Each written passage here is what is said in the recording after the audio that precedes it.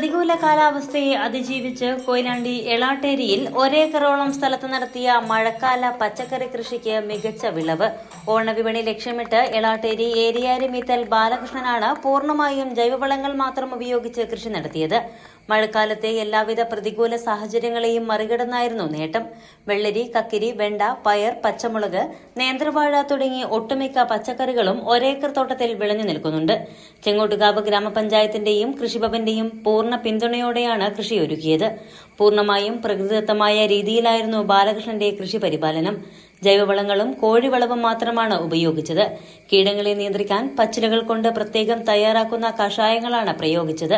ദിവസേനയുള്ള പരിചരണത്തിന് പുറമെ കൃഷിയിടത്തിലേക്ക് ക്ഷുദ്രജീവികൾ കടക്കാതിരിക്കാൻ നെറ്റുകൾ ഉപയോഗിച്ച് മറ തീർക്കുകയും കീടങ്ങളെ അകറ്റാൻ മത്സ്യങ്ങൾ കഴുകിയ വെള്ളം ചുറ്റുപാടും സ്പ്രേ ചെയ്യുകയും ചെയ്യുന്ന വേറിട്ട രീതികളും ഇദ്ദേഹം പരീക്ഷിച്ച് വിജയിച്ചു.